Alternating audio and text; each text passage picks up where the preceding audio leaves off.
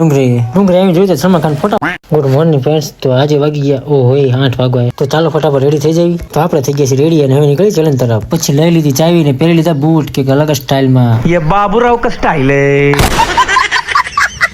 પછી bike start કરીને આપણે આવી ગયા માવો ખાવા. પછી માવો ખાઈને નીકળતો તો તાતો આ છપરીએ દર્શન થઈ દીધું.